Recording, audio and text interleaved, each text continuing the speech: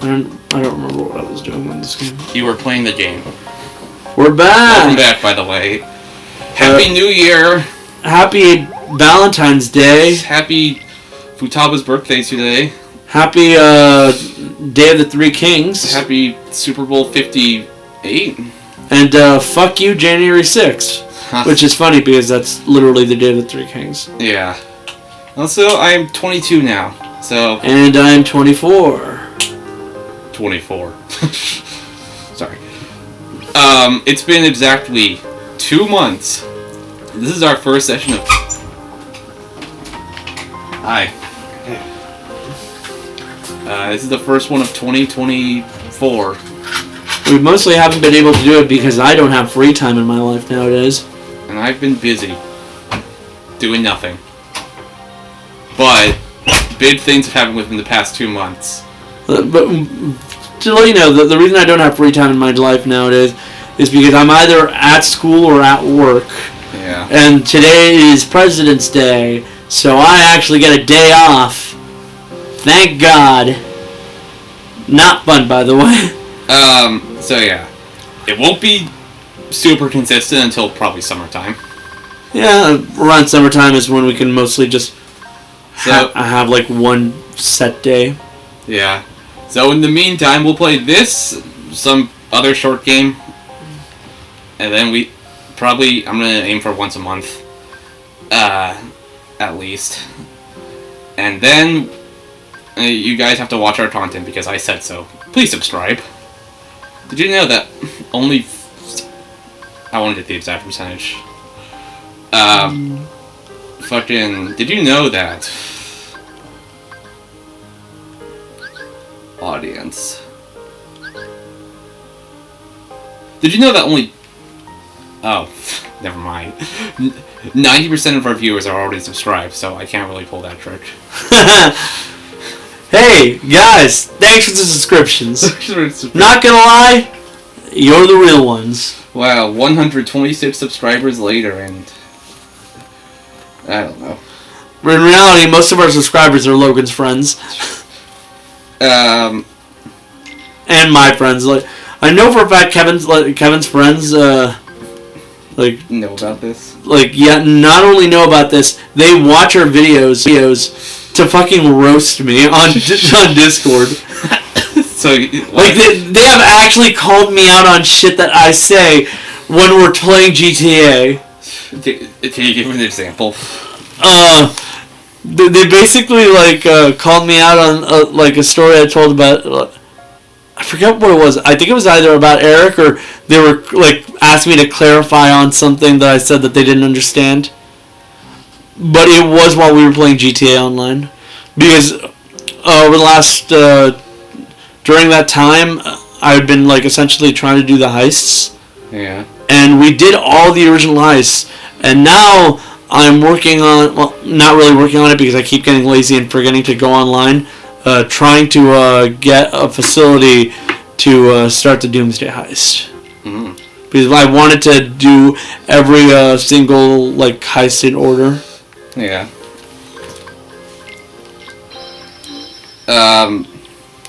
But yeah, I kind of expected that to happen at some point. Being called out on your bullshit. Yeah. Which means people watch our content. That's weird to think about. To be fair, it is literally just them, mostly, to, like I mentioned, call me out. I see. It is kind of funny to know Kevin's friends are lacking in so much shit that they can call me out on, mostly because they know I'm not really embarrassed by the shit that I say to him. Yeah. Anyways, this year is the 5th anniversary of Uneven Buddies. How? How? How? I don't know. I tend not to think about it. I try not to think about time progressing in general. But still, this has taken up a quarter of my life. I'm old. Anyways, on to the other shit. I watched 2 movies in between. You did? I've only watched one. I watched Wonka. How was that? I liked it. My dad actually went out to see it. Funnily enough, the only thing I care about Wonka, because I've never watched that fucking movie, is because I work at a movie theater. I'm not a movie theater. Not anymore. I work at a grocery store. Yeah. I basically get snacks for myself. Oh. Yeah, Wonka Magic Hat gummies. I've been loving these recently. As most people who regularly watch... actually, I don't know if I brought this up, but like my favorite type of candy is gummies. Love those. Yeah. And the other movie I watched was The Boy and the Heron. Hey, that's the one I did watch, yeah. It's literally like the one movie I've watched since I've quit the movie theater, because there hasn't been movies to watch the entire time. Yeah. There was someone next to me who had his phone out the entire time and was just reading the Wikipedia article for the movie in Japanese. Wait, why in Japanese? They were Japanese. Like, what? I was watching the subtitled version. Okay. So I actually ended up watching the English dub because it was the only one available at that time. At the time, well, not like at the time I showed up to the movie theater. Originally, I was trying to watch Godzilla -1, but I didn't make it in time, so I decided to watch The Boy and the Heron instead. Still haven't watched Godzilla -1, mostly because it's out of theaters now. Aren't they doing like a black and white version? It's out of theaters now. Oh, okay. And that's So, what did you think of that movie? Yeah, I enjoyed it. I loved it. Like in general, the themes are great. Yeah. Like, do you understand what the movie was about? Yeah. Okay, so can you describe it to me? It's a movie. Okay, so you definitely don't. Okay, let me describe what this movie's about. Basically, a boy going through life in World War II has his mom die on him. Mostly thanks to the firebombing, which if you didn't know, the firebombings in Japan were much worse to Japan, like, to civilians, because they literally targeted civilians. Yeah.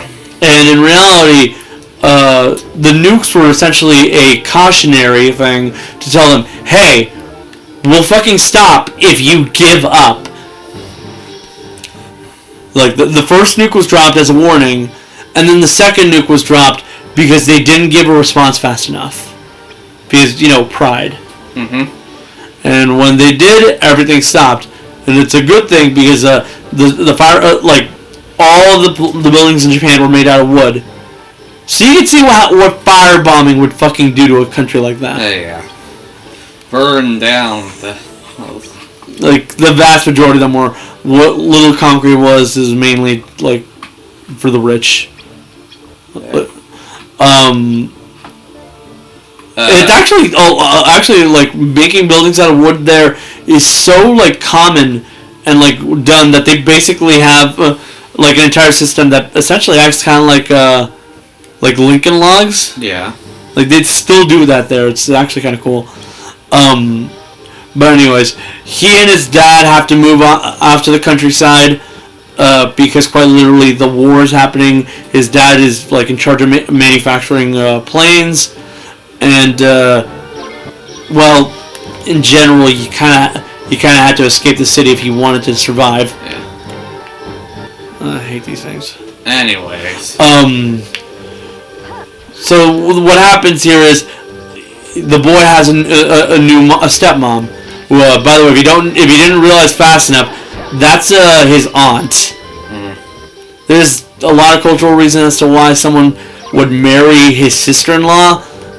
But, like, everyone kind of agrees by the fact that he cares about her. The implication here is that they essentially got closer together, mourning the death of his wife. So, in reality, the major story is this old man is trying to get the boy to become his successor. Meanwhile, the boy doesn't want that. He wants to live his normal life. He wants everything to go back to normal. He wants his family intact. And he's starting to realize that he really, really mistreated his stepmom. And all of this is technically an allegory for two things. One, the trauma that Hayao Miyazaki felt, and like the general population of Japan did after the war, like because he was living during that time. Yeah. But also, the other main point of the allegory is Hayao Miyazaki is both the young boy and the old man. Sure, the old man is technically the young boy's like great uncle and all that, but metaphorically speaking, they're both two different aspects of the same man. The old man is Hayao Miyazaki, the animator who essentially built a legacy so strong that it is impossible to continue.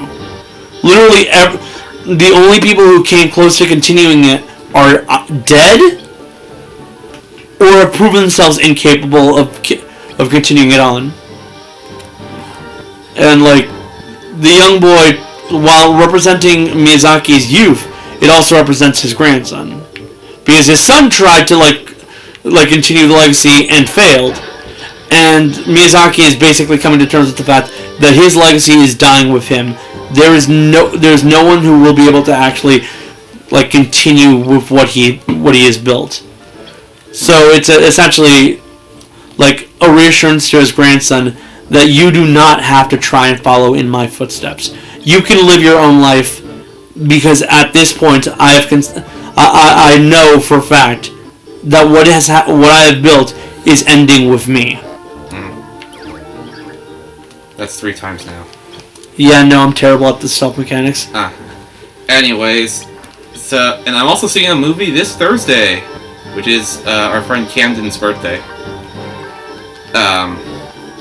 If you're wondering what movie, there's no movie. I'm joking. Well, you see, Camden's birthday is Thursday, and they are re-releasing Final Fantasy Advent Children in the theater for like 2 days. Nice. And that's one of those days. So I got tickets for me, him, and Jonathan, and we're all gonna go see it. Oh, yeah, I forgot that my entire mission was just kill Heartless. For a moment there. So yeah, we're gonna go watch Advent Children in theaters. I've never seen it before. I actually have. So, do you remember the PSP? Yeah. Okay, so if you didn't know, the PSP also had discs that weren't for games but for I know movies. that. Okay. Like the PSP that my brother first got came with with like 2 movies. The first movie was National Treasure, the Nick Cage movie. Awesome. And the other movie was Advent Children. Yeah. This is the complete version. That's being shown. Yeah. They're doing this to promote Rebirth, which is coming out in a couple weeks. Yeah. They're gonna have exclusive gameplay footage shown, and we had to go to Mountain View because Redwood City scene was booked. Yeah. Packed. I find something real funny. What? Speaking of Final Fantasy and PlayStation, did you know the PS5 has no games? We know. I thought that's been established. Yes, but do you know how few games it has? 3. No. I'm talking about in comparison to the consoles. 3. Yeah, obviously, but like, if you didn't know, it's been recently come to attention to certain people that right now, even with all the shenanigans that has been like transferring over to the Switch, that the Wii U, even with the loss of most of its exclusives, Has more exclusives. still has more exclusives than the PS5. I mean, if you And one of them is fucking Meme Run. that's an epic game. But more importantly, the fucking Virtual Boy has more games than the PS5. I mean, if you want to count exclusives as games that are also on PC, then the number's higher. But if you want to count games you can literally only play on PS5, then it's pretty low. Fucking. So It is honestly kind of hilarious. The PS5 that we have at home is basically all but collecting dust because we both have computers. yeah, And the only reason that like the main reason to keep it around is honestly DVD like Blu-rays right. and Final Fantasy like remakes like Remakes. entire trilogy. Yeah. And recently, the reason that I bring this up is because it became really funny when the quarterly report for Sony came out, right? Yeah. Because not only did they claim that they have no major they have no plans for any major releases for any of their major franchises until at least March 2025. But they're like halfway done with their life cycle. Yeah, but they've also announced that the PS5 is most of the way through its life cycle. Meanwhile, with the Switch on its fucking 7th year, well, Switch 2. It's still big chillin'. Switch 2 is gonna come sooner or later. Yeah. Everyone said this year, but now some reports are saying 2025 is the year. Yeah, but the fact of the matter is, the Switch is still going strong to the point where people were shocked in that the most recent direct that it revealed that they still had a bunch of games coming out for it. Yeah. Maybe we'll be crazy and actually commit to the fucking 10-year bit. And meanwhile, Xbox is... Well, it's been clarified that it's not fucking dying, but it's basically all but dead. Yeah. Because the real money's at Game Pass. And that's just on PC. Yeah. Kevin literally is an advocate for Game Pass. I mean, he constantly talks about how good it is. He literally always uses it for a bunch of stuff.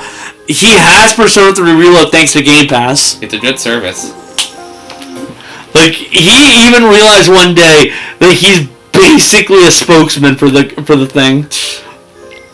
Speaking of Game Pass, Activision Blizzard games are finally being added, starting with Diablo 4 next month. Never played a Diablo game. How long until we get Call of Duty? I don't know. Crash Bandicoot, fucking... But so at least one person on the Discord I'm in said that the only way they'll ever give fucking Call of Duty money ever again is if it's on Game Pass. Yeah. Well, of course they're gonna bring the Game Pass. They own it now. And now they're legally obligated to bring Call of Duty to Nintendo Switch. I can't wait to see how that runs. And they'll probably be doing what they did with the DS days. You know what I mean? Yeah. Well, they said it's gonna be fully feature parity, full feature pricing, gameplay, basically the exact same game. I'm gonna be honest here, I'm not too sure about how I believe that. Yeah. Well. And in other gaming news, South Park Snow Day got a release date of March 26th. Cool. Very. And in unfortunate news with that game, it turns out the multiplayer is probably going to be online only. RIP.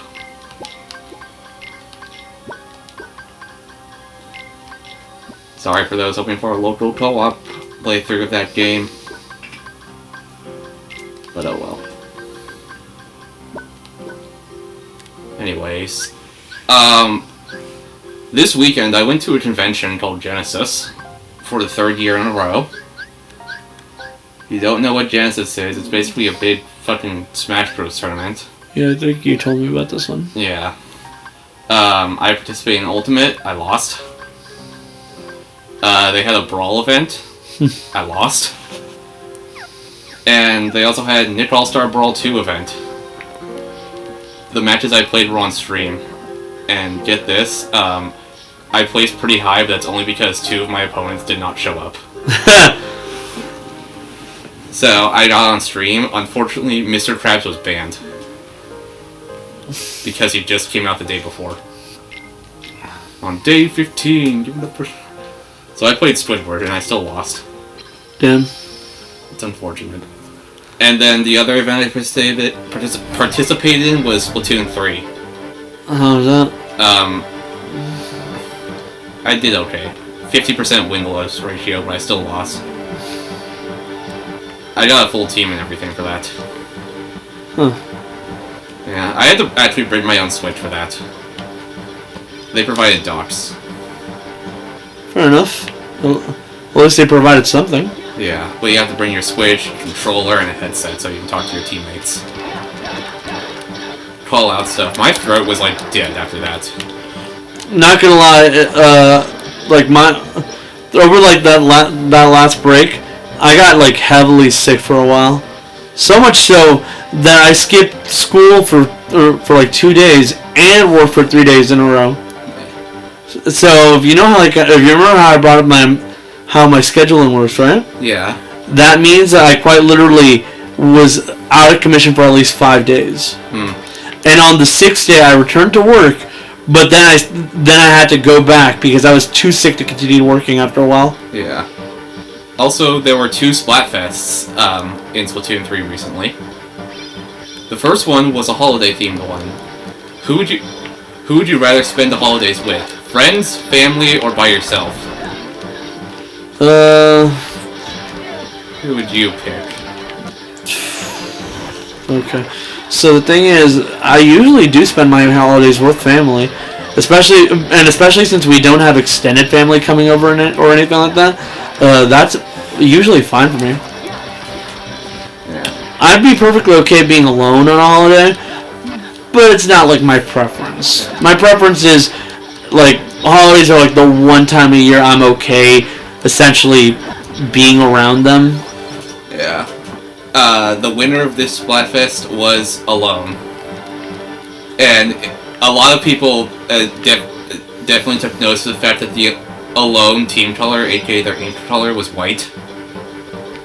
Okay, that was a mistake. White ink. And the fact that it's like Alone in the holidays and people are like, well, I mean, someone's got to do something to keep themselves entertained. I was alone. It actually swept the Splatfest. Yeah, this might be like the one case of my Mexican heritage like actually keeping me from being a complete like isolationist. But yeah, no, holidays are a time for family. Come on, people. Yeah, I voted family. And then the most recent one was this weekend. What's the best day of the weekend? Friday, Saturday, or Sunday? And come on, the answer is pretty obvious. Since I work all of those days, I'll go with Sunday, because that means I don't work the next day. I voted Saturday, and you know, Saturday was on Fry's team, aka the person who was infamous for never winning Splatfests, except for one time. And it seems like a gimme. Everyone was like, "Okay, this is a free Fry win." Yeah, Different one, anyways, because even though Friday was the least popular vote, the players were ultimately better by like 1%. I like how like, and everyone was pissed. I love how the implication that like the team that I just listed is basically the one that no one wanted, but like I have an actual reasoning for preferring Sunday over the other days. Rest. Literally, just I am too tired to do anything else on any other day. Yeah. And I saw, and then I saw this fan art go out on Reddit. It's like, and it's pretty accurate because at this point, they're trying so hard. But Fly is never going to win, and I just think Splatoon players are just racist at this point. In Japan, there was a completely different Splatfest, and Bidman won. Yeah. I'm sorry, but something about Fry's face just makes me want to punch it. She has a giant forehead. That's it. Yes. Like honestly, big foreheads are a trigger for me. Haru Kumura. What? Haru from Persona 5. No, that's not big enough. I grew up watching Code Lyoko. Fry has a 5 head, 6 head, probably. I played like when they. But basically, like, just big foreheads in general remind me of how just how fucking annoying anime anime characters with big foreheads are. When I okay. Like the funny part is, Code Lyoko wasn't actually in any way like one of those series that made me like dislike characters with big foreheads. But probably the weirdest one here is the fact that Mega Man NT Warrior basically just ruined that type of character. Because I found Yai to be so fucking annoying as a kid. And she has a massive forehead. Yeah. I remember when they announced. Also, Sakura in canon for Naruto was known for having a big forehead, and I didn't like Sakura at all. When they announced that pop band's existence, someone literally sent me an image of Fry in a group chat and said, "Anyone want to play tic-tac-toe?" I won that tic-tac-toe, by the way.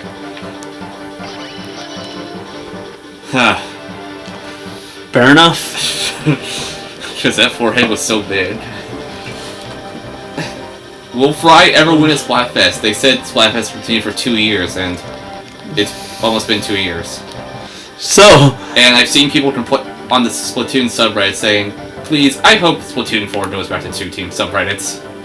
Honestly, yeah. Because I know... Because, yeah, Chaos won Splatoon 3, and that meant... And I think that kind of affected it negatively in Splatfest. But, yeah. Well, now that the final Splatfest for Splatoon 3 Splatfest are coming to an end, assuming they don't do repeats, which they did for 2, which, won't count towards the story, but, Yeah. When that's just announced, we're gonna start speculating, how could Splatoon 4 turn out? Because let's be honest, they're gonna keep making these Splatoon games. Well, it's Nintendo's biggest recent IP, so... Yeah. And it's not of course they're gonna keep milking it. And it's not like a Mario Kart or Smash Bros. But they just limited to one game per console, I meant. It's also not like a Call of Duty where they release it yearly. Every year. No, they basically just release it every couple of years to keep the game fresh. Yeah. I mean, there was a 2-year gap between 1 and 2, but that's because 1 was on the Wii U. And the Wii U is fucking dead. But our Wii U comes alive and just shoots us in the face. If it can do that, then why the fuck can't it have more than a few good games? I mean, it's a powerful emulator. So is my PC. It's a powerful emulator for TVs. Speaking of, Wii U hacking... Yep. Tomorrow I'm going to be going out and buying a hard drive to store, a bunch of Wii and GameCube games digitally. Fair enough. It's a 1 terabyte hard drive, and GameCube games are all around 1 gigabyte each. And Wii games... Meanwhile, I remind myself that my computer has a 4 terabyte memory. Yeah. And Wii games go out to 3 gigabytes each. Yeah. So I'm gonna legally acquire the entire GameCube library and a lot of the Wii library. It's a shame about the GameCube, really. Everyone thought it was a kiddie console, so they avoided it, even though it was honestly probably the strong, the best.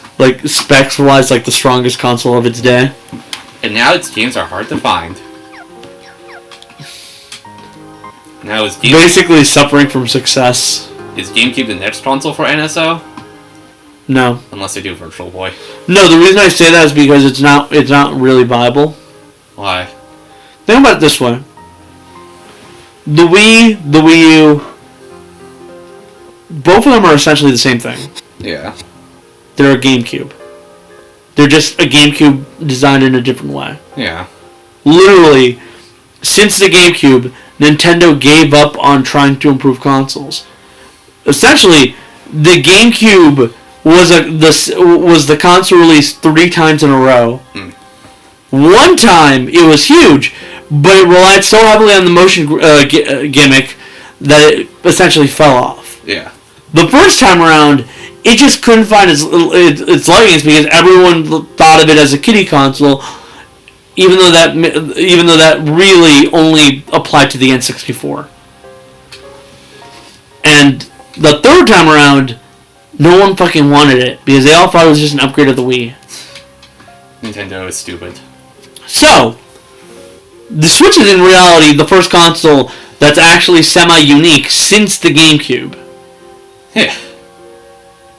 But there's... Because the Wii and the Wii U are essentially the equivalency to what happened with the Game Boy and the DS. Death.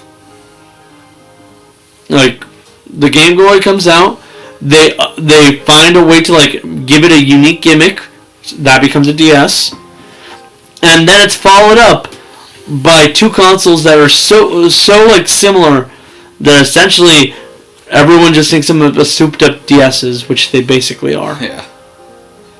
I say two because the new 3DS technically counts as a different console, but not really. It's stupid. So yeah, quite literally, the fucking Nintendo mission was coast on the Wii and coast on the DS and the Game Boy for like 2 decades, and then finally come out with something new. And it turns out it's essentially their best-selling thing in a while. Yeah. And their solution to how do we improve on what the Game Boy and the GameCube started was combine them. Anyways, speaking of 3DSs real quick, I brought my 3DS to Genesis in hopes of getting Street Passes. I got fucking 20 of them. But, yeah, you could kind of see where I'm going from on this whole thing. Like, yeah. Essentially, like, if you were shocked by the whole the Switch has a 10-year lifespan thing, don't be. If you count, like, say Switch 2 does come out next year and they do, like, 2 years of a cross-generation transitional period. Which they usually do. Then, yeah, that's a 10-year life cycle.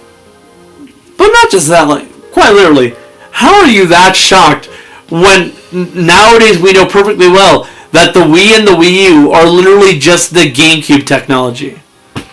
They were so advanced that they felt that they didn't need to upgrade a single fucking time in 3 console generations. Because they're stupid. Arguably because they really were that far ahead when it came to the GameCube. Because like the Wii was keeping up like for a bit.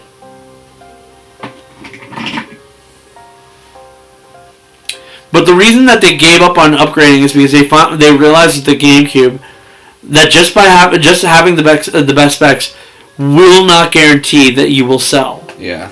As I mentioned, the GameCube did have the best specs of its generation. But it didn't sell. It failed. Yeah. It was arguably one of the biggest failures up until the Wii U. Then the Wii U did so terribly, it cemented itself as like Nintendo's biggest failure other than the Virtual Boy. Which basically doesn't even count. Yeah. I could still see like GameCube happening, but considering they seem to be adding consoles on like a 2-year basis now. Oh yeah, well, I was getting back to that. That's why I started this rant about the GameCube, the Wii, and the Wii U are literally just the same console in different suits. Game Boy just got added last year. Essentially, it is not viable to make an emulator for the GameCube when they've already been releasing essentially its games as re-releases. Still. We already know this also by the fact that quite literally we've already gotten remasters of GameCube games. The GameCube is definitely never going to go on NSO, at least until like the Switch 2. Yeah, I'm thinking it's not going to happen until Switch 2, because 1, 2, 3, 4, 5, 6. Because with the amount of consoles they have now, it's fine to last until like next console. Then Switch 2 comes out, GameCube GameCube NSO, DS NSO because they're stupid, and Wii NSO because Wii nostalgia will be like big then. Well, it's big now. But honestly, the architecture for the GameCube, the Wii and the Wii U, along with the way that the DS works, unironically, essentially the last few generations of Nintendo consoles are only viably emulatable on like computers. Yeah. Which is why they have to remaster them straight up entirely for the Switch. Still, you think Nintendo's gonna re-release Super Smash Bros. Melee or Mario Party 5, 6? Well, Sakurai refuses for Melee because he fucking hates that game. Fucking... And honestly, Base, because I also fucking hate Melee players. Mario Kart Double Dash or... They don't need Double Dash. I know. Exactly. I mean, they'll still re-release it, and then they'll dump it on NSO just for like the people who want to experience the originals. Just options. And then I did think about, how could they do DS games? And I'm like, well, they could use the right. If you're playing on TV, they could use like the right side of the controller to control like a cursor on the touchscreen and press the Z buttons to like tap it. That'd be stupid, but it sounds like something they do. And like if you're playing on handheld mode, you just tap the fucking screen. Anyway, that's enough for me. Let's talk about Christmas, because that passed. And my birthday. I got an Animal Crossing New Horizons Monopoly board for my birthday. As was established last time. But for my birthday, I also got an SSD for my PS5. Which was very nice. I got like $60 on Steam gift cards. I got some Amazon gift cards and GameStop gift cards and blah blah blah. Then Christmas came around.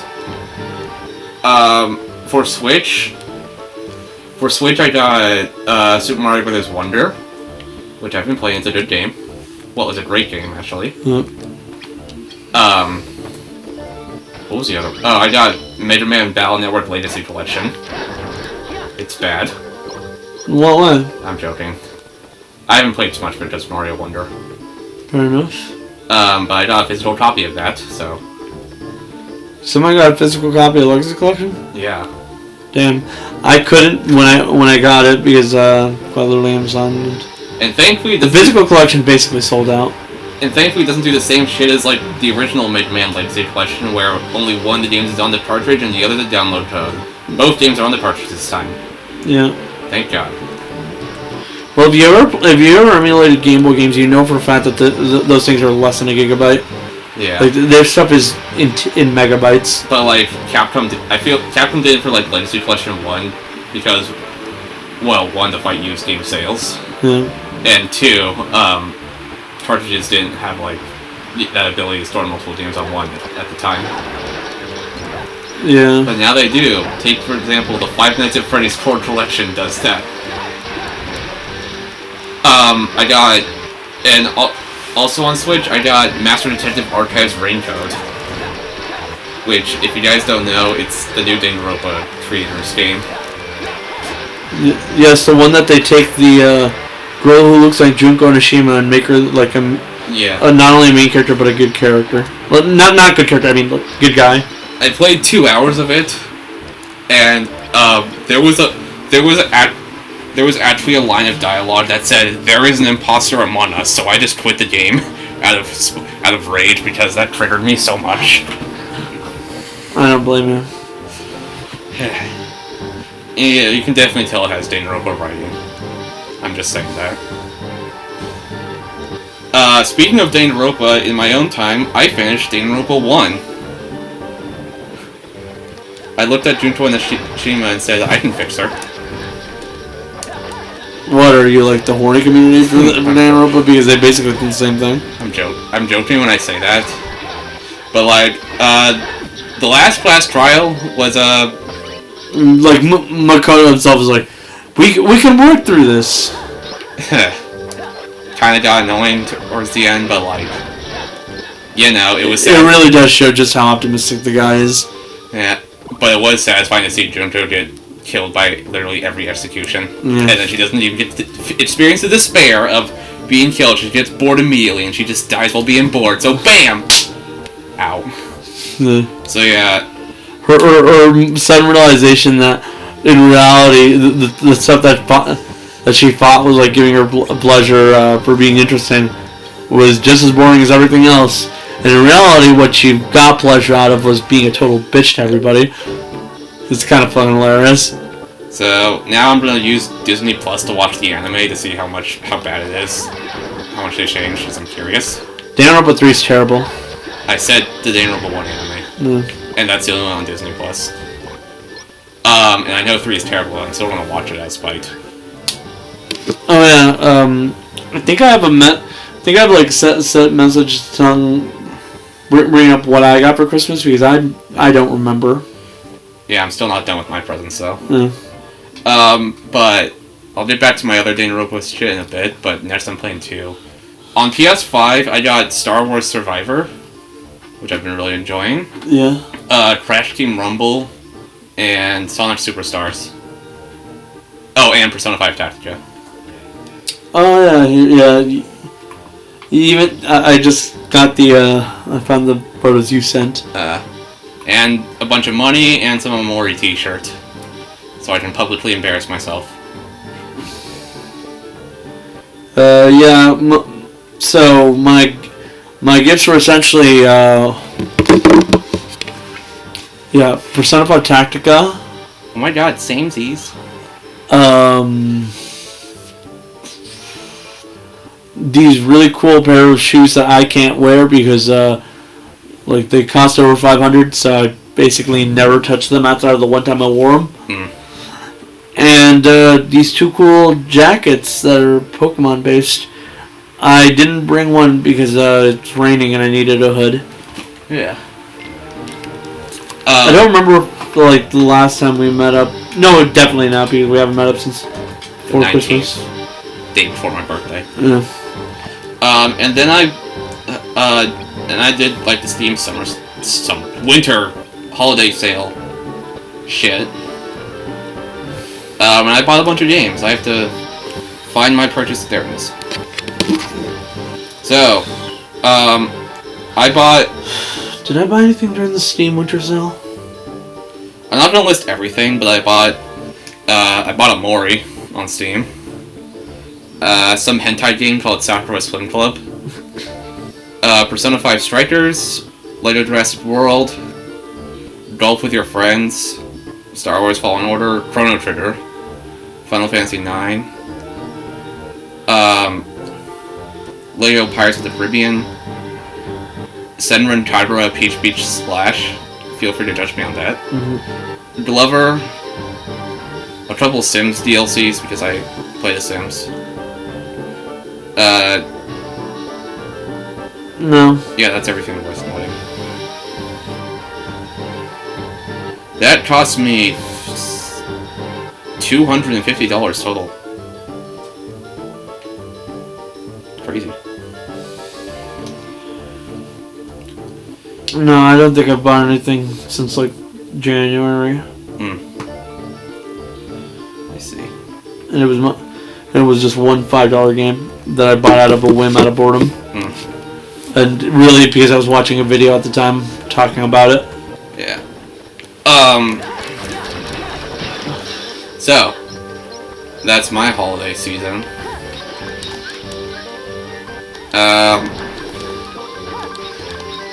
Trying to think what else happened.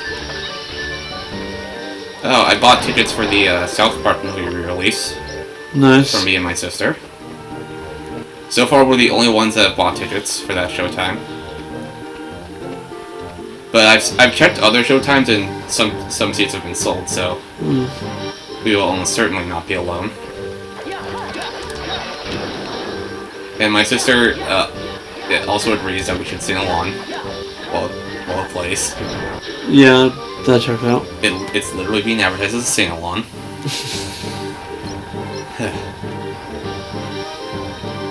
Wow. So yeah, that's gonna happen in June, which she'll be back by then. She's in Oregon again now. Yeah, I kind of guessed by the fact that college has started up. Yeah.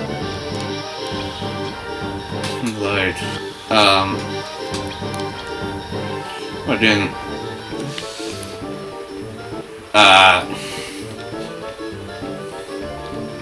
And she's gotten really into Rick and Morty lately. That's random. Yeah. Looking at Rick Sanchez and saying, I can fix him. No. No, you can't. I know.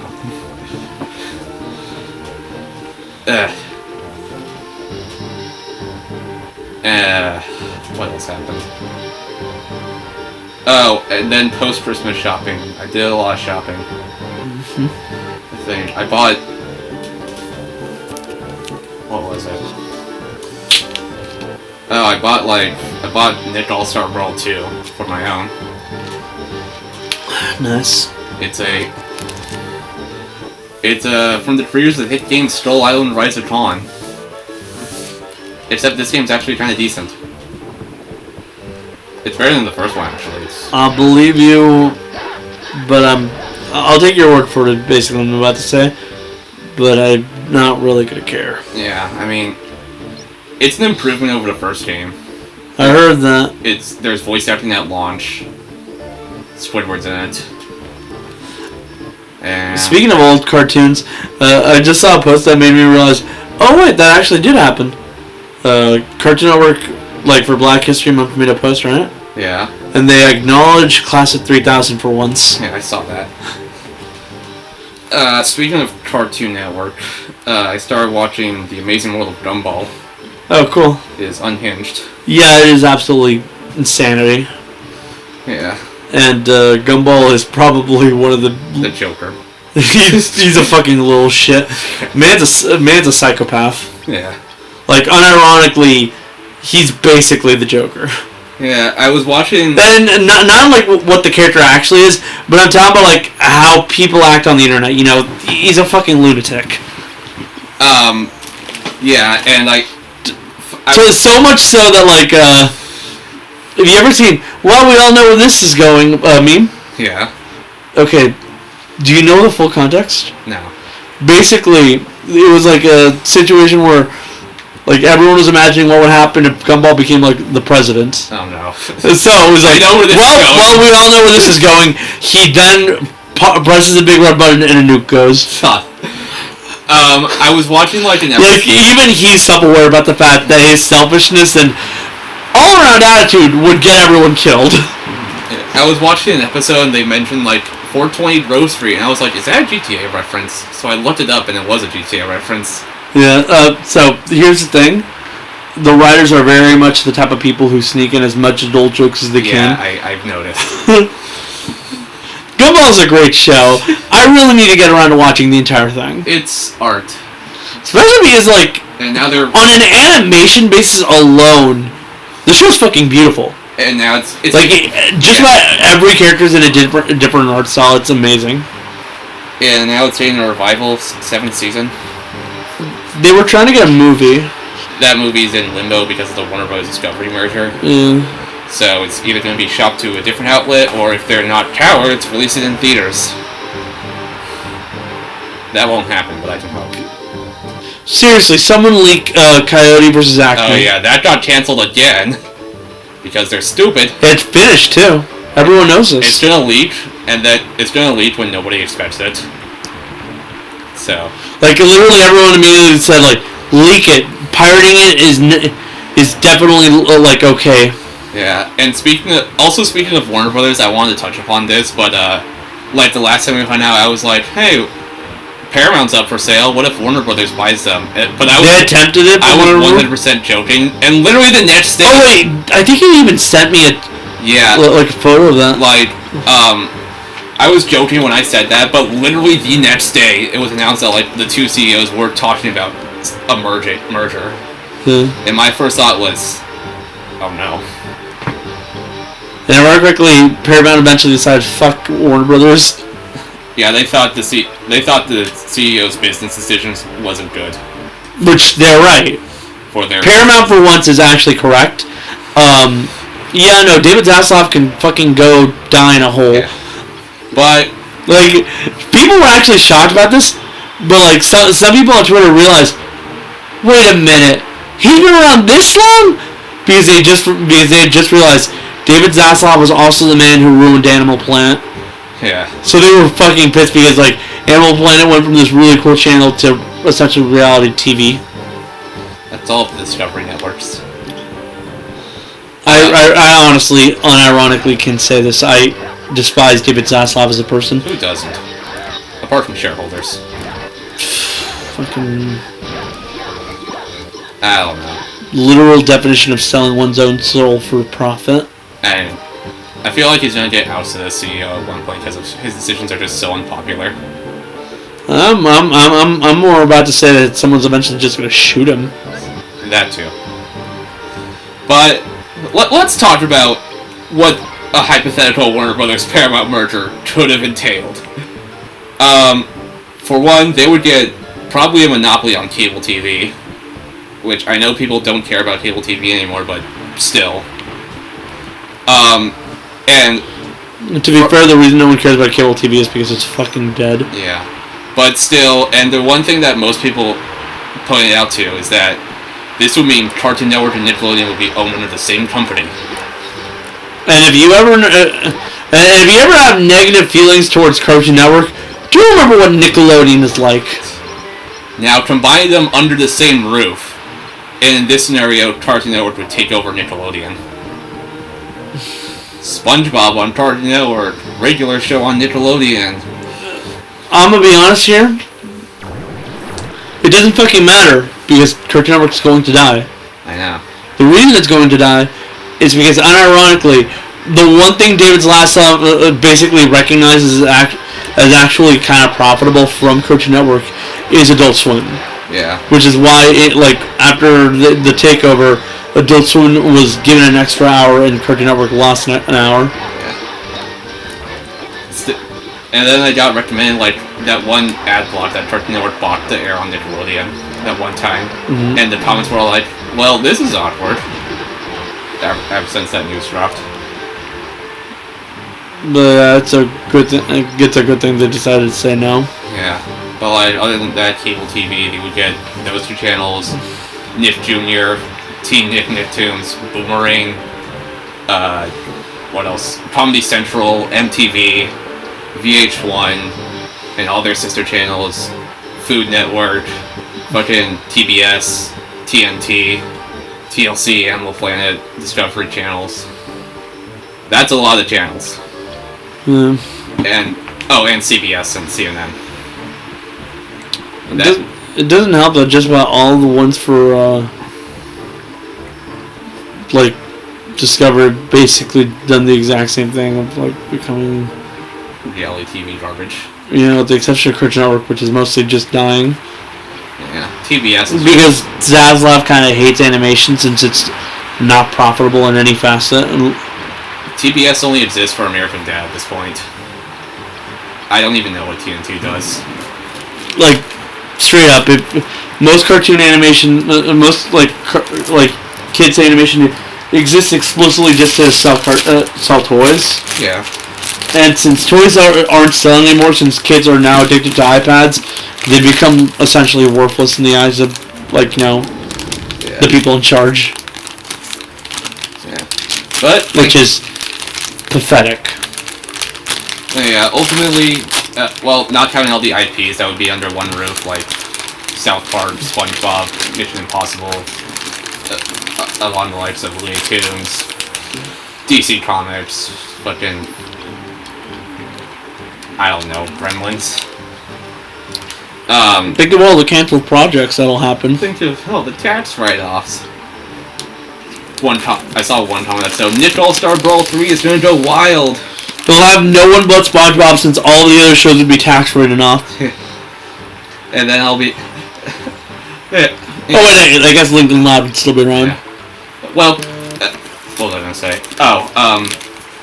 Ultimately they have rejected the deal because, one, I do not think antitrust laws would allow it. Mm-hmm. Two, it'd just be bad for business.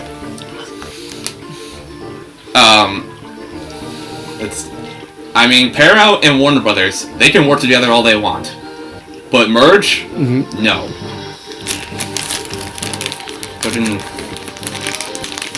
At least merge their streaming services. They can do that. But merge the entire companies? Don't. In fact, Paramount's been talking about, merging their service with another streaming service. Like Max, as mentioned, or Peacock, or Apple TV. One of those three. I know for a fact Max and Paramount Plus are on, this YouTube streaming. It's weird. Heard an ad about it recently. Yeah. So, just do... don't merge the companies. You can work together, but, don't be under the same roof. In my opinion, unironically, in my opinion, I'm personally of the belief that most of these streaming services essentially just become cable TV again. Essentially, yeah. You can add on Max though. I'll say this though. Fucking.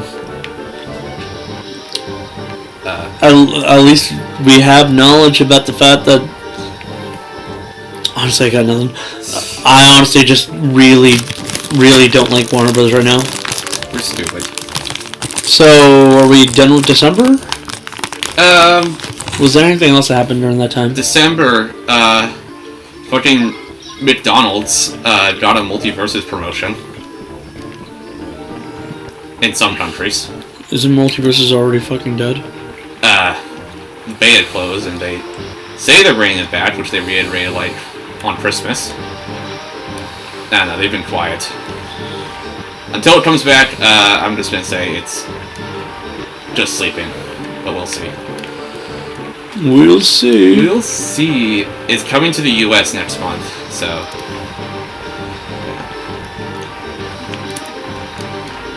I mean, I don't know. Warner Brothers has been kind of pushing into live service games. Evident with that terrible Suicide Squad game. I kind of wanted to avoid... Yeah. Kind of wanted to go through these topics kind of like month by month. Yeah, but just throwing it out there. But, yeah. You know, that game is like the only one that kind of fits the live service genre. But, you know, overambition happened. I swear, the rise of live service games has been a detriment to games as a whole. I mean, we don't need that many, and not every... Like, a lot of the live service games are just, like, shooters or battle royales. So... Why the fuck does Captain Boomerang not use his fucking boomerang? Suicide Squad really did not need it. Yeah. Anyways, back to our other ramblings. Fucking... January, New Year's.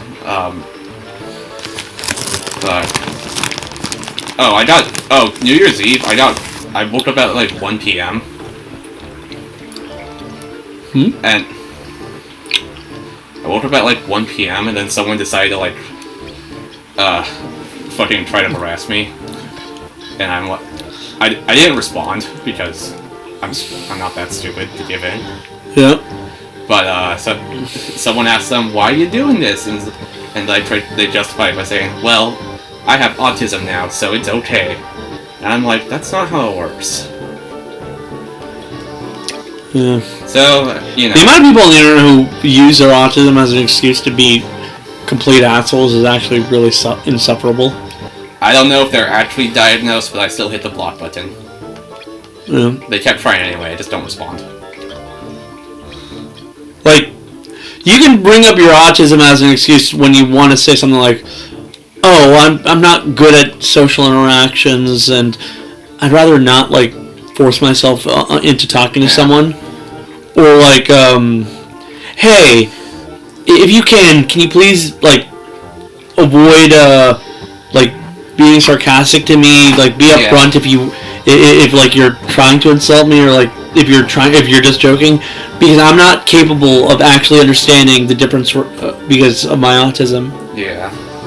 Like, bringing it up as a reasoning for, like, why you need the extra help to understand a conversation, that's understandable.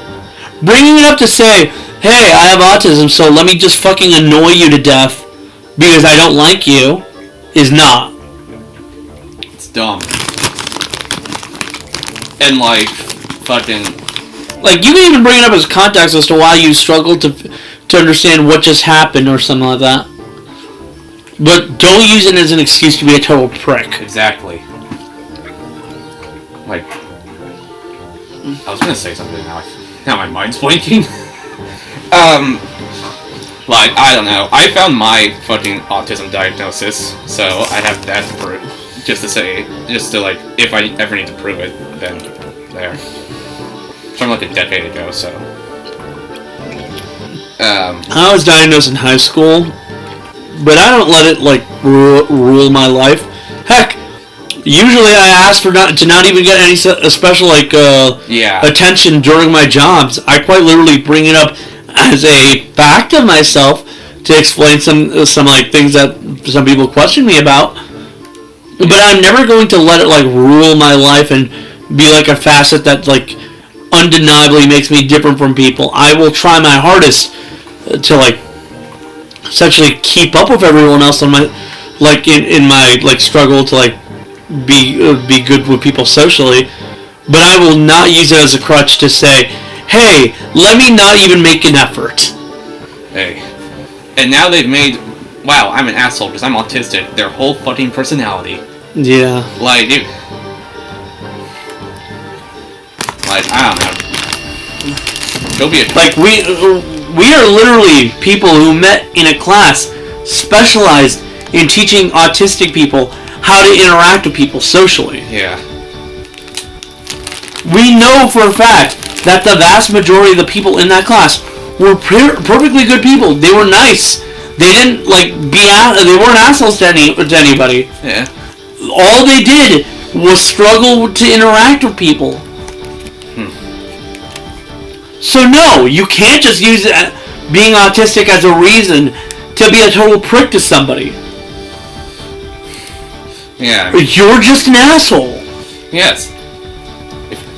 I don't care if you're autistic. It doesn't give you an excuse to be a cunt. I know that's harsh words, but still. Depending on the country you live. If this were Australia, it'd be like half our vocabulary and shit. Vocabulary. I can't speak.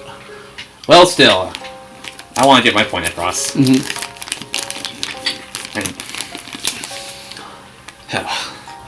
Anyway, on to more lighthearted subjects. Oh wait, speaking of like that time, like the transition between New Year and December, beginning of January. Yeah. I have a story to tell. Wait. Oh.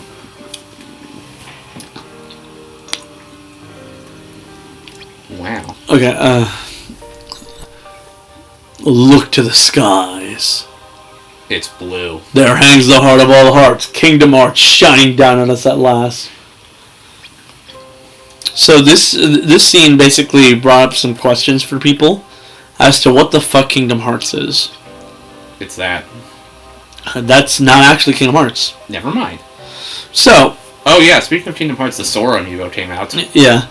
Smash got updated just to support that. In the first game, people thought Kingdom Hearts was those two doors, right? Yeah. In reality, they weren't. They like the people who believed that just weren't paying attention and didn't realize that those were actually the door between like the realms of light and dark.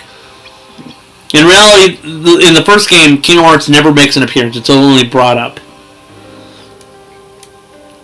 The closest thing to Kingdom Hearts would be that like little world that you go into to face the behemoth in Hollow Bastion. Yeah. Like that little like place that's literally nothing but like Technicolor, like Technicolor area while you're fighting a giant monster, and then you leave and never go back to that area. But like in Kingdom Hearts 2, this is the Kingdom Hearts we're introduced to, and it looks like a giant moon made out of hearts, right? Yeah. But it's not. In reality, the actual Kingdom Hearts is the Kingdom Hearts introduced in Birth by Sleep. It kind of looks like this, but it really is like the heart of the universe. Yeah. I bring this up because there's a bunch of confusion about that only got cleared up recently, and really is only understood by like the fans that are actually keeping up with the lore. Yeah. Anyways, my story was like, this is a work story. It was during either Christmas Eve or New Year's Eve. I don't remember which one because they were basically damn near on the same week. So what happened was, a few nights before, this old lady came in with an EBT card. She this was close to the end of the day. We were closing. Yeah. And she basically failed at using her card so often that the card locked out because she didn't remember the PIN. Luckily, she had a relative with her who paid for her EBT card because she did remember her PIN. Mm-hmm. And like she had bought a bunch of stuff, right? And on this holiday day, like when we were closing early, that same woman comes in again with another bunch of stuff at the very end of the day, and she locks herself out again. She didn't have that relative that time. And everyone basically told her, you can change the pin. Mm. She knew for a fact she didn't remember the pin at all and should have attempted to change it, but she didn't fucking do that. And she had a bunch of frozen stuff too. Yeah. So at the very end of the day, with a ton of items, while we're trying to close and close early and like get everything set into position, I have to go around fucking putting all that shit back. And then I'd also have to go outside to grab the carts and shit like that. Basically, while everyone else was cleaning. So essentially, she caused a whole lot of like work for us on a holiday where we were meant to get out early. Damn. That was fucking annoying. Sounds annoying.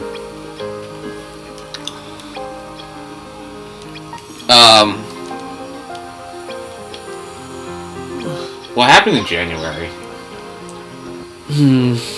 What did happen in January?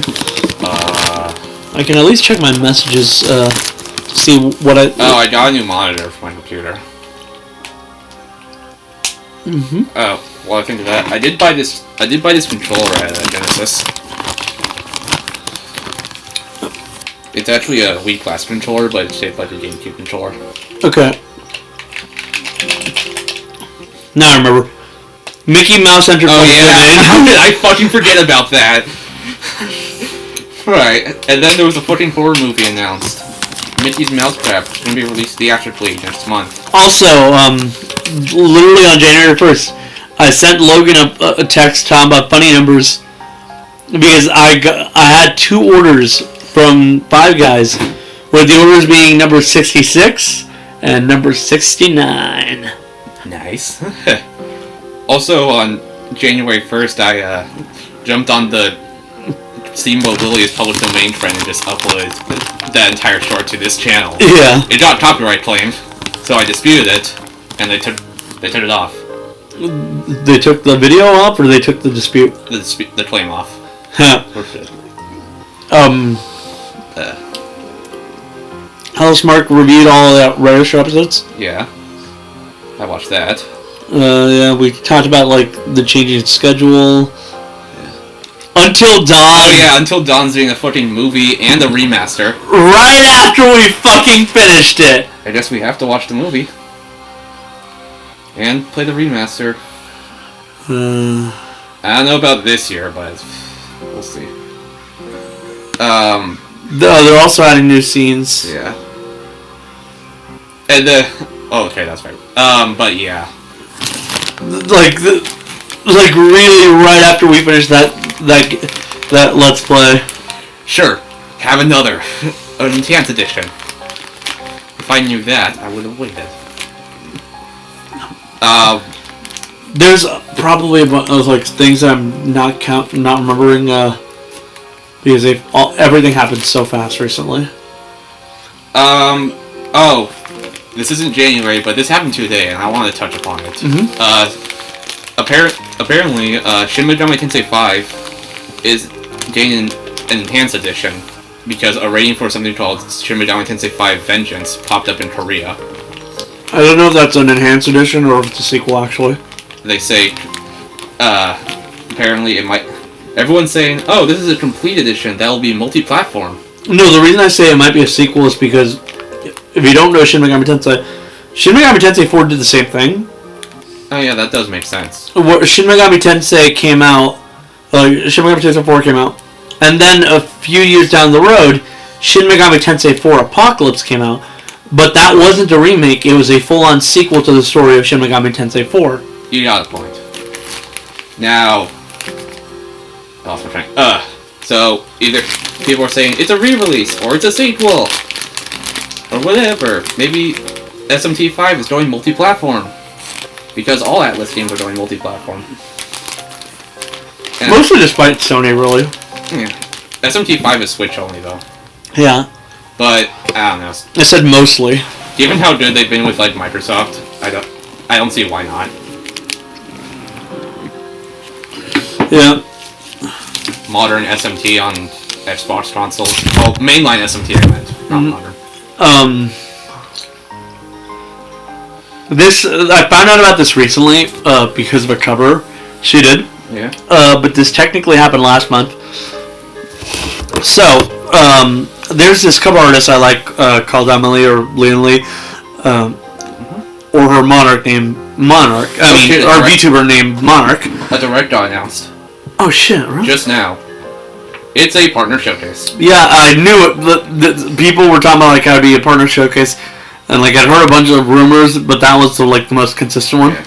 Tweet reads: A Nintendo Direct partner showcase is coming. Watch on demand via YouTube on February 21st at 6 a.m. Pacific time for around for around 25 minutes of info focused on Nintendo Switch games starting from the first half of 2024 from our publishing and development partners. Anyways, 6 in the morning though. God damn. Like I found this out because of me watching her cover for the Kim Possible theme.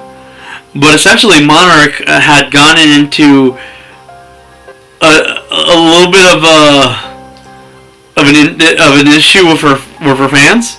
Yeah. Because they found out that quickly. What's the name of Draken's assistant on Kim Possible, or do you not remember? No, I don't watch. I've never seen Kim Possible. Okay, so her name is Shigo. Like she's kind of one of the most well-known characters off that show because everyone kind of finds her sexy and all that. Anyways, they found out that she pronounced the name as Shiego. And the funny part is, everyone immediately started dunking on her for that shit. Like, she kept doubling down. And then when she got confronted by another streamer, a friend of hers called Sayu, he basically called her out even harder than everybody else about the fact that, like, she's just so fucking wrong. To the point where when a buddy of theirs showed up for the stream, he, like, the first question is, hey, how do you pronounce, Shigo's name? And he didn't even say Shigo. He's like, how do you pronounce the name of Draken's, assistant? And he got it correct. And they both essentially came up with the same joke about, like, how she'd be the type of person to give random characters, like, different accents into their names to make them sound interesting. Yeah. Like, downright to, like, the part that, like, broke us, me and Kevin, when we first heard this, like, you'd be the type of person to call Kim Possible Kim Possible, because, like, he'd been making jokes with, accents, but, like, the way that, he called it, like, was basically the end of the line for us because it was the one in the Spanish accent, which makes sense. Sai's apparently Latino. Yeah. But, like, yeah, no, it was like a hilarious incident. And she keeps doubling down. She apparently blocked the name Shigo off of the chat, which is funny because she's just so wrong. She doesn't even realize why she's called Shigo, and that's because Shigo used to be. It's not her real name. Because, like, one of her main arguments for keep calling her Shigo is because in her head, Shigo's not. It doesn't sound as hot when you're moaning that. Because Shigo is her bioawakening, and she essentially masturbated to her a lot. And as the other guys were calling around, like, Shigo doesn't sound much better, and honestly, I prefer Shigo. And, like, the reason Shigo is called that is because she used to be a part of a superhero team with her family. And essentially, this was a team called Team Go. Yeah. And the naming scheme for all the members were blank Go. Like, the leader was named He-Go. The one who could shrink was named Me-Go. And the twins were called We-Go. Which, the reason that they have a duplication ability. Yeah. But, like, essentially, she's arguing about a name that is a superhero name that she quite literally just kept as of when she became a villain to spite her brothers. So this is such a stupid argument that really has no reason to exist, but she just keeps doubling down. Yeah. It's hilarious. All right. Anyways, that happened in January, so I brought that up. Now we know there's a direct coming in 2 days' time. I want to bring up the Chugga Conroy thing, but I don't know if that happened in January or February. I remember I occasionally look at a subreddit called r/YouTube drama. I keep getting recommended that place, but not gonna lie, I kind of don't like it for one reason. It's annoying. Well, that and first of all, I don't care that much for YouTube drama, but also, man, are they so like they are unironically the type of people who basically get on a person for showing any signs of potentially being right-leaning. Oh, yeah. Like, specifically, like the whole Wendy Goon thing, it was kind of weird. Like, just how determined they were to hate him. Yeah. But anyways, there was and also how determined some people were to hate on Quentin Reviews, even though he actually does, that's completely unrelated to the whole right-leaning thing. He's very much upfront about himself being not only a Democrat but a pretty goddamn liberal one at that. Yeah. But like, essentially, they kind of like a lot of the people there are the type of people who also judge him for being a fat bearded man who may or may not be autistic. Like he himself kind of speculates that he might be, but he doesn't want to say it because he's never been diagnosed, so he'd rather not. Yeah. Anyways, so I was reading a post. It was like, how many YouTubers have gotten canceled within the past? I don't know how many. Oh wait! This definitely happened around January. Yeah. The fucking internet historian and I did hear about that. James Somerton thing that H-Bomber guy brought up. I did hear about that, but I was leading into this kind of funny, but so like there was a post saying, why are so many YouTubers being canceled this so frequently now? And then someone commented, it's a good thing my boy Chugga Conroy will never get canceled. And that literally led to like Lady Emily essentially getting pissed on it, calling him out, and that led to the fucking essentially like escalation as to what happened from him being a creep to her, to him being a creep to multiple people, to him being a straight up pedophile. Logan, okay. Okay. Yeah, I mean, at least he's taking a break from the internet, as people should do. Yeah, but like the part that got everyone was like the fact that he really was a pedophile. Like, essentially, he's gotten himself instituted, which is good, but yeah, he's done. Yeah. Alright, also in January, there was one singular Uneven Buddy session, and that's where Jonathan and I sat down for 4 hours and finally finished Danganronpa V3. After so fucking long. After 60 episodes. Pretty sure that series has been around since like this channel started. It's a couple months after this channel started. Basically, right? Okay, I need to vent real quick. I've heard the V3 ending was terrible. Yeah. It is so much worse than I thought it would be. Wait, you've never seen it? I've been pretty upfront about the fact that I hate it. I've heard of it. I knew it was terrible. I knew I was gonna hate it. It was worse than I thought it would be. Jesus Christ. Like, goddamn, I wanted to bash my head against the wall for basically the entire time. And, I honestly don't get why people love that game so much, like... Because the characters. I get that, but, like, at the same time, I'm sorry, but the plot pisses me off. Well, we still need to ramble about V3, which we'll do probably next game. Yeah. Because, I lost my train of thought. No, because we're doing news on Kingdom Hearts right now. Yeah. But yeah, Jonathan and I... Also, we'd need, like, food and all that. Jonathan and I finally finished V3. We are now going to be playing Persona 5 Royal for the next 5 years. Give him more like 7. But by the time we're done with it, Persona 7 will be out. No, Persona 6 will get its re-release.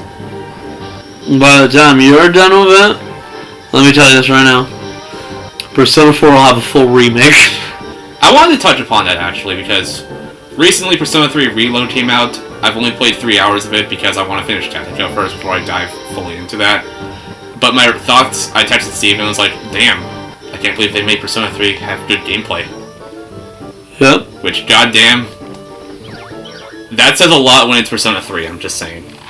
Yeah, Logan's been always upfront about the fact that Persona 3 plays terribly. It's just... But now I can finally play it. I'm excited for that. I'm enjoying it so far. Some of the models... It was made in Unreal Engine, so it kind of looks like Nintendo hired this man energy. So... if you know what that means. Yeah. Like... tech demos of, say, Donkey Kong right around Unreal Engine. Yeah. People are like, Nintendo, hire this man! But, like, overall, it's a good game. I've seen some people, like, out of habit, try to save the game at the desk at the dorm. So, like...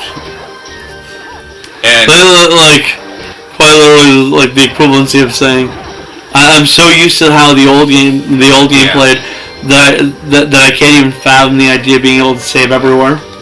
Someone data mined the game and suggesting that we're gonna get the answer from Fez as a I did see that. Yeah. Paid expansion pack. No FEMC. Though I believe there's a mod for it out there for the PC version. I'm playing on Xbox, so here's the thing. Canonically, we know she's not like canon. Yeah.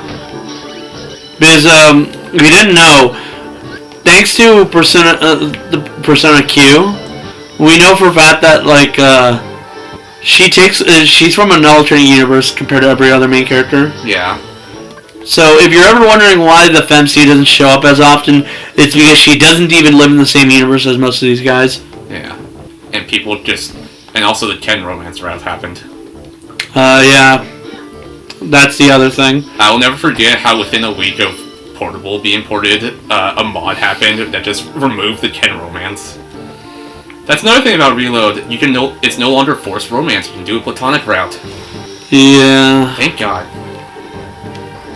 Like, as much as the jokes were about, like, how Narukami has a harem, but, like... Makoto has a forced harem. Yeah.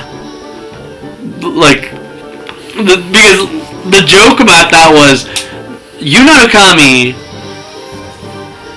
he's so confident in his own bizarre actions that he's willing to essentially put himself out there so hard. It would be understandable why people believe he's a huge playboy. Yeah. Because he kind of is. Even the anime calls him out on it by calling him a man whore. With the implication here being that, because Narukami, unlike the other protagonists who've been, like, because the canonical personalities are, Makoto is a loner who essentially closes himself off and has to learn how to, like, open himself up to people. Before it got shattered thanks to the events of, like, Shinji's death, and then and the whole Ryuji thing, before relearning how to be, like, how to be a social person right as he dies. Ren didn't get a personality at all, because they essentially, like, the people in charge realized they gave Narukami too much personality, so they snuffed any chance of him having a personality, which is hilarious, because in-game, he's probably the protag with the most personality. Joker? Or... Yeah. I mean, yeah, he's the most vocal, but... It's not just that. Like, during cutscenes, you'll see him smirk and shit. Yeah. Like, the implication there is that he's having fun doing this stuff. Who wouldn't be? So, quite literally, he does have there is an implication that, unlike most of the other protagonists who don't really show much in their cutscenes, that he has a bit of a personality canonically, and then it's revealed his personality is being the most wishy-washy, okay, well, I'll do whatever you say kind of person. I mean, when I saw the anime dub and hear him speak full sentences, that was weird. I had trouble. Ironically enough, the best way to enjoy that anime is the English dub, because everyone was the script has been was changed to allow him to have an actual personality for a bit. I mean, you can tell the voice actors had a blast. Yeah. I mean, when the anime first came out, everyone was like, "This is terrible," and now when the dub came out, I was like, "This is awesome." And all the Persona 4 funny moments I see come from the dub, so Yeah. I was like, huh, I wonder if it says something. To be fair, the Japanese version does have the golden animation, which, while not great, did give us probably the best Yu versus Adachi fight song. Yin Yang, which can basically be summed up to as Lotus Juice rapping against himself through the point of views of both Adachi and Narukami. Yeah. What was I gonna say? Anyway, but now. Anyways, as I was saying about Narukami, so his personality was essentially, let's choose all the weird options, and that led to him essentially being considered such a Chad that the jokes became rolling in, and when the fact that the anime canonically stated, yeah, this guy essentially hits on all the girls around him, and essentially actually manages to romance them in a way that everyone generally agreed he'd be the type of guy to try and pull a harem off and probably pull it off. Makoto, on the other hand, because everyone knew his personality would be a lot more emo and all that, and the fact that the game doesn't give you the option to be friends, basically it kind of agreed. He has a harem, but the harem forced it upon him. He's not the type of person who'd want one, but they don't care. Yeah. And he doesn't have to face the consequences of two-timing everyone because he dies.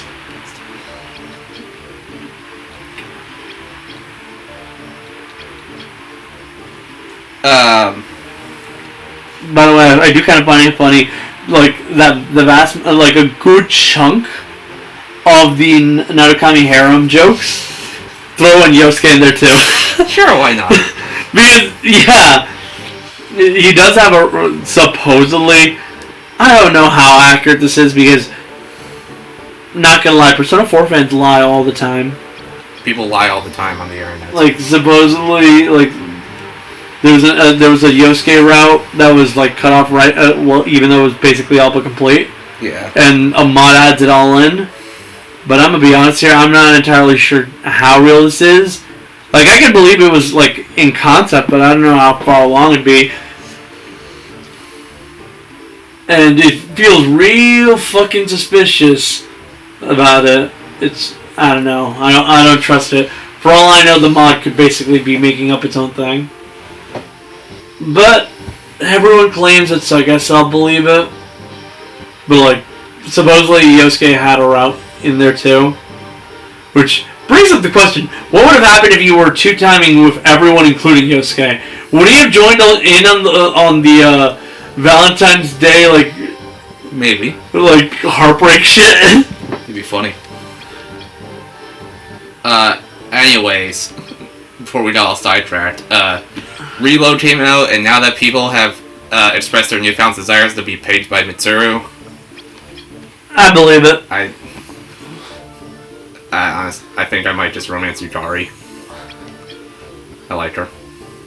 You like her because they went out of their way to try and improve her. I always liked her. It's either that or Elizabeth kicks me in the stomach.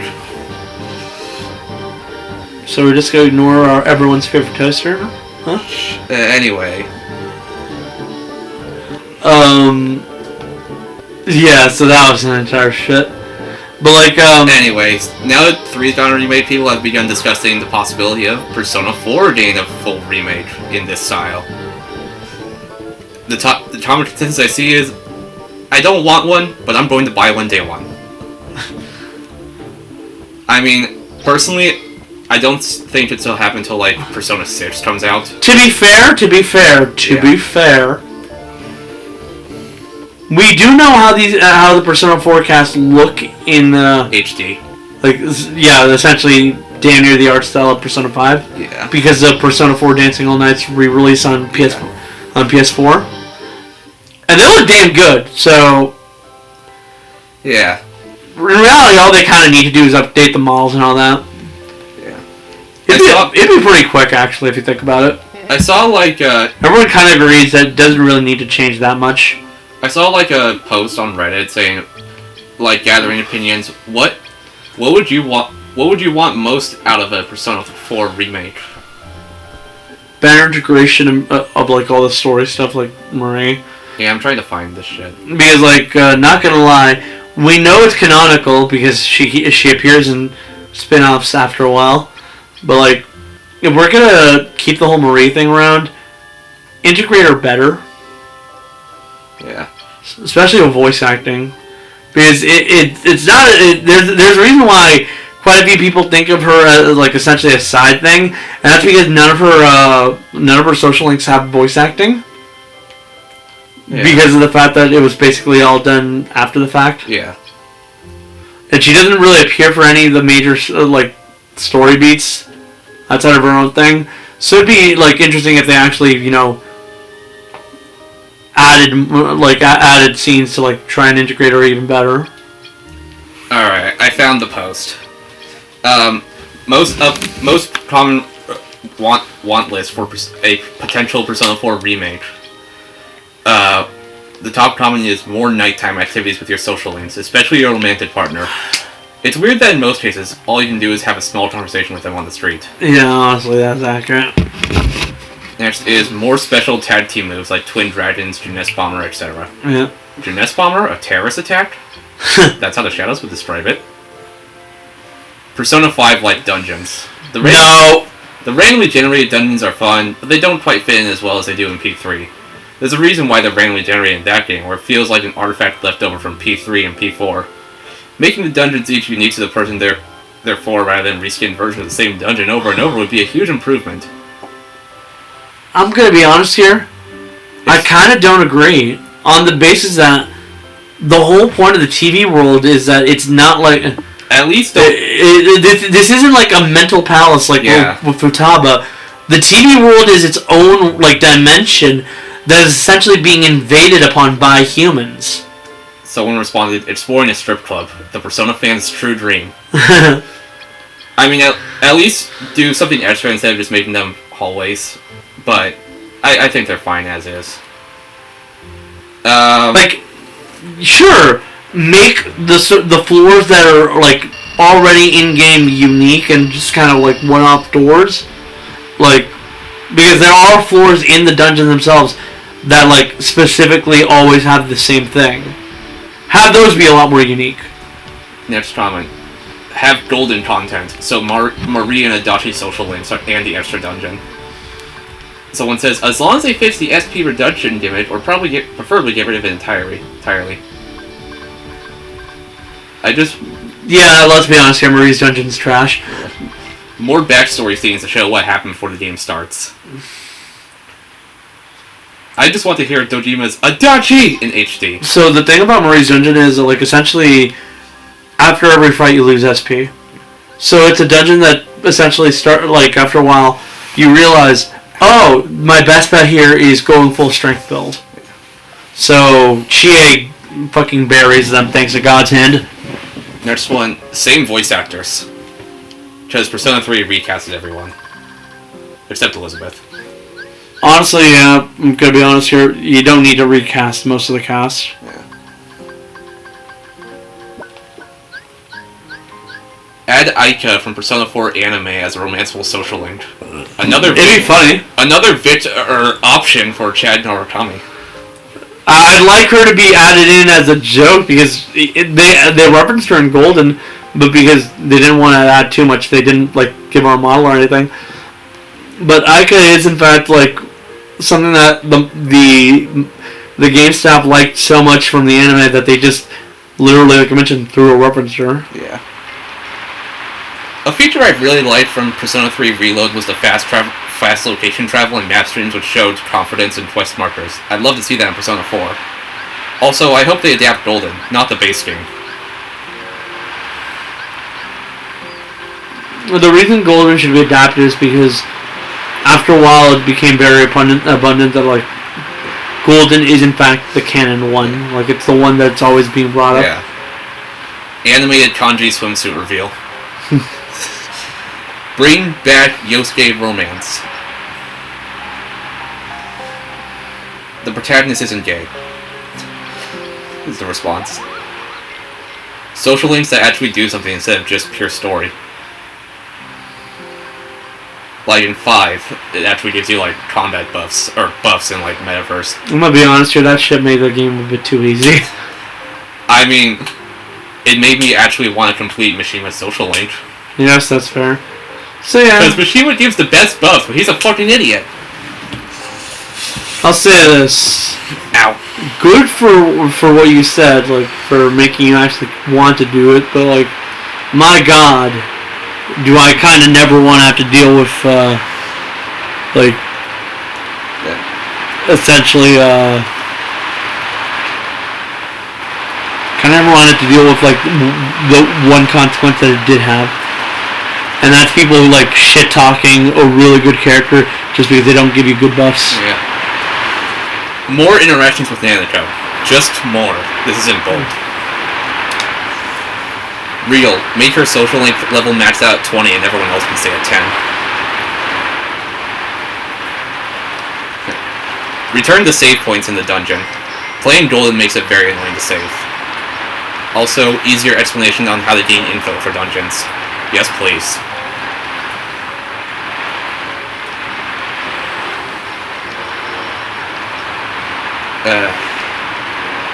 Make Dojima enter the TV world and find out about personas at least during the endgame. It's so stupid that he never found out and still concluded the case. How is it stupid? Adachi literally confessed. Like, unironically. Canonically, after you defeat him and everything, at the end of the day, he basically confesses to it all. Yeah. Maybe it's called Persona 4 Rewatch. Honestly, that'd be a pretty good, title. I was gonna say Rewind, but that sounds dumb. More hangouts with the investigation team outside of the main story and/or playable character. No, there's an entire mod to get rid of that. Really? So, if you go onto the top mods for that game, because I did look into it once. Yeah. Like some of the most popular mods or stuff like is like a mod that supposedly removes certain things. Like, yeah. For instance, it removes like Yosuke's homophobia. Yeah. But it also removes things that they consider lame, like a lot of the hangouts. That's dumb. Which. Oh, here's a. First of all, no. Here's a good suggestion. I actually heavily disagree with any mod that changes the story at all. I just like the funny mods. Like, I get it, you don't like Yosuke's homophobia, but at the end of the day, that's true to life. There are, in fact, people that you consider like your friends that have biases that you'll never agree with. Yeah. Like, you can give him shit for it, because in-game, he's not treated as being correct for acting this way. Like, usually he gets punished for it. Yeah. But, so what? He's kind of a shitty person, but he is your friend. You hang out with him. You learn his life story. You work through his issues, and at the end of the day, he's willingly coming in with you to risk your guys' life for people you barely know. Yeah. Because you personally desire to stop a serial killer.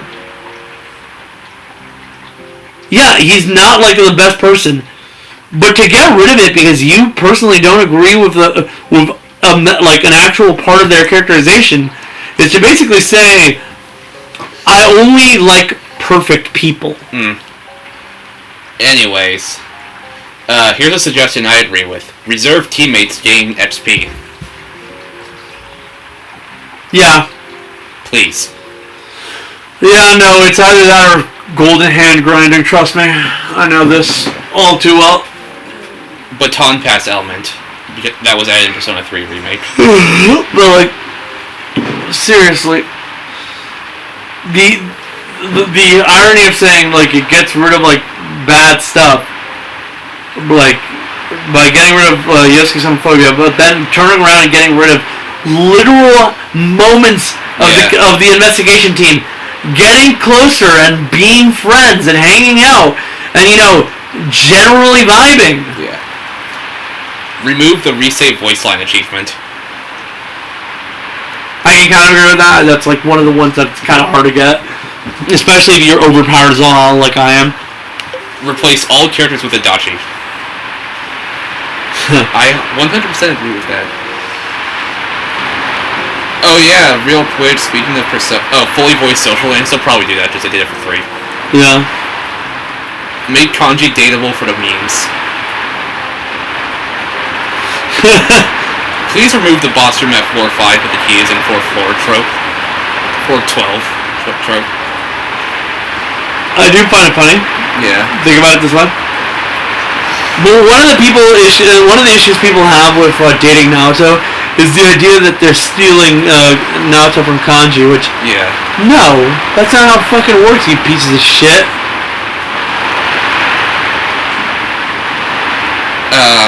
But like, imagine them turning around and like fucking romancing kanji.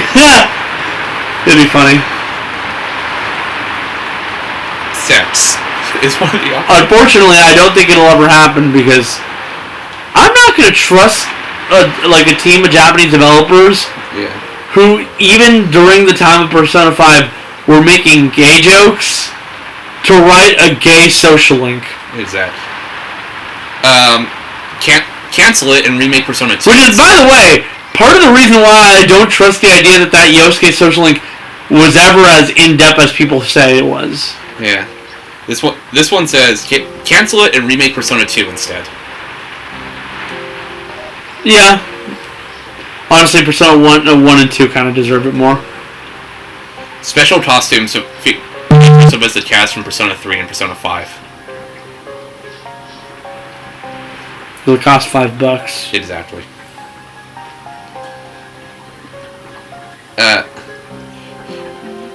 Should I continue? Romance the Fox. It has children already. Meaning it has a relationship. That was a joke.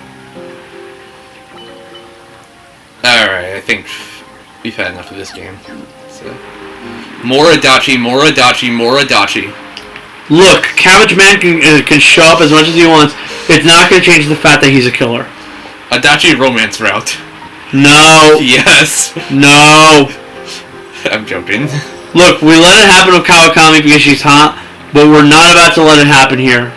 Yeah. Adachi ain't hot enough. Yeah. Fully voiced social links, it's probably a given because again, 3 dead. And as it is, Narukami's a criminal. No, like Ren. He has no fear of dating older women. Partially because, like, what? They're gonna get him on they're gonna get them on statutory rape. He's a literal thief that is wanted by the government. Just better fast travel rate, in my honest opinion. At night, I don't want to leave my house. Get into the alley in front of the house, which only exists to have the sea lady get into the shopping district. Persona 3 Reload does fast travel pretty good. Actually keep things in New Game Plus. This one's in all caps. Make the Golden Hands flee rate lower for the love of God, please. More Naoto, please. Honestly, yeah. Like, by the way, I always find it funny how, like, people like get real insistent that, like, you're the one forcing Naoto to be more girly and all that. Option to head pet. Which is, by the way, why mod exists that, like, makes it so that you essentially don't, like, have the option to, like, yeah, say you kind of prefer her being more feminine. Yeah. But not only does she, like, appear that way, like, more feminine on her own in the epilogue of Persona 4. Yeah. Like, specifically in Persona 4 Golden. But, like, you can clearly see that she's no longer even trying to hide that she's a girl by the time of Dancing All Night, which takes place a month after the epilogue. Yeah. Like, come on, guys. You're trying so hard.